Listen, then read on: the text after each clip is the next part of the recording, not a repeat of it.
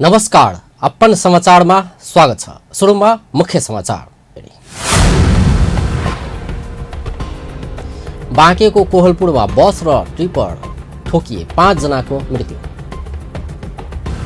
नेपालमा थप 843 जनामा कोरोना भाइरसको संक्रमण। प्रदेश 2 मा 69 जना थपिए। बालुवाटारमा सर्वदलीय बैठक। एमसीसी कोरोनाका साथै समसामयिक राजनीतिक विषयमा परामर्श। देशको राजनीति गलत दिशातर्फ गइरहेको उप प्रधानमन्त्री पोखरेलको भनाई। प्रतिवादमा उत्रिन आह्वान।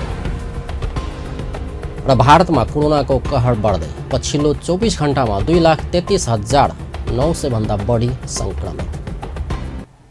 अब समाचार विस्तारमा। बाँकेको कोहलपुरमा बस र टिप्पर ठोकिएर दुर्घटना हुँदा 5 जनाको मृत्यु भएको छ।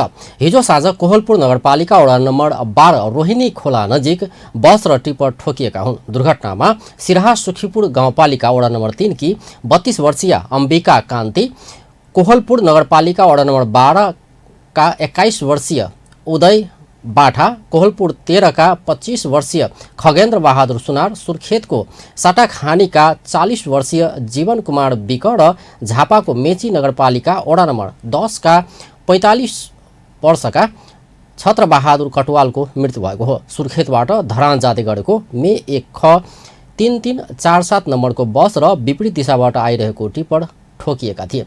प्रहरीका अनुसार दुर्घटनामा 38 जना घाइते भएका छन्।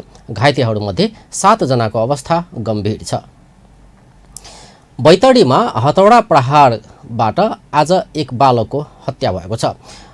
दशरथ चन्द्र नगरपालिका वडा नम्बर 1 झोकालीका 15 वर्षीय महेश भुलको हत्या भएको हो। महेशको दोगडा केदार गाउँपालिका वडा नम्बर 3 सिल्लेगडाका मामा नाता पर्ने 18 वर्षीय नारायण भुलले हत्या गरेको खोललेख प्रहरी चौकीका इन्चार्ज मोती बमले जानकारी दिनुभएको छ। मामा घर दोगडा केदार आएका महेशमाथि नारायणले शनिबार बिहान घरमै हथौडा प्रहार गरेका हुन्। हथौडा प्रहार भए लगतै महेशको घटनास्थलमै मृत्यु भएको हो। के कति कारणले महेशको हत्या भयो भन्नेबारे खुल्न नसकेको खोललेख प्रहरी चौकीले जनाएको छ। महेश आफ्नी आमासँगै मामा घर आएको बताइएको छ।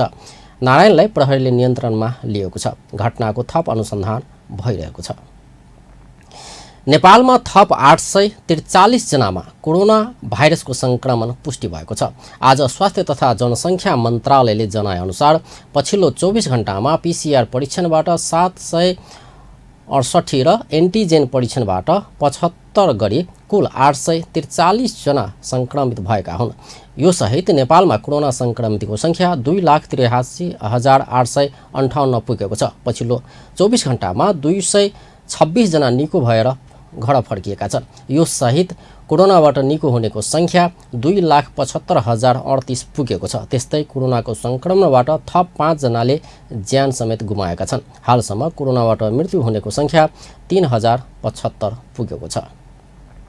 यता प्रदेश 2 मा पछिल्लो 24 घण्टामा 69 जनामा कोरोना भाइरस संक्रमण देखिएको छ। स्वास्थ्य निर्देशनालयले दिएको तथ्याङ्क अनुसार पर्सामा 50, धनुषामा 4, बारामा 4, रौथडमा 8, महोत्तरीमा 2 र सर्लाहीमा 1 संक्रमित फेला परेका हुन्।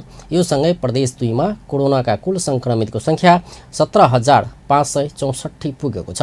प्रदेश 2 मा 16,998 जना संक्रमणबाट मुक्त भइसकेका छन्। अहिलेसम्म 1,48,380 जनाको स्वाब सङ्कलन गरिएको छ, जसमध्ये 9वटा स्वाबको नतिजा आउन बाँकी छ। प्रदेश 2 मा हाल 353 जना सक्रिय संक्रमित रहेका छन्। प्रधानमन्त्री केपी शर्मा ओलीले संसदमा विचाराधीन एमसीसी सम्झौतालाई अघि बढाउन सबै दलहरूलाई आग्रह गर्नुभएको छ। बालुवाटारमा आज संसदमा प्रतिनिधित्व गरेका दलहरूको छलफलमा उहाँले संसदमा लामो समयदेखि संसदमा विचाराधीन रहेको एमसीसी सम्झौतालाई पास गर्नका लागि सकारात्मक भूमिका निर्वाह गर्न आग्रह गर्नुभएको हो।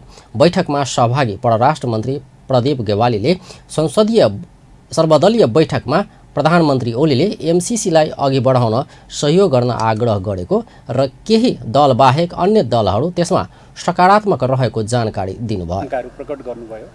तर संसदले जे गर्छ तर बिजनेस चाहिँ रोक्न मिल्दैन भन्ने विषयमा सबै दलले कुराकानीहरू गर्नुभएको छ र यो विषयमा सभामुखसँग कार्यव्यवस्था परामर्श समितिमा र अरू विभिन्न ठाउँमा छलफल गरेर यो विषयलाई एउटा टुङ्गोमा पुर्याउनुपर्छ भन्ने पनि सहमति भएको छ। यसका अतिरिक्त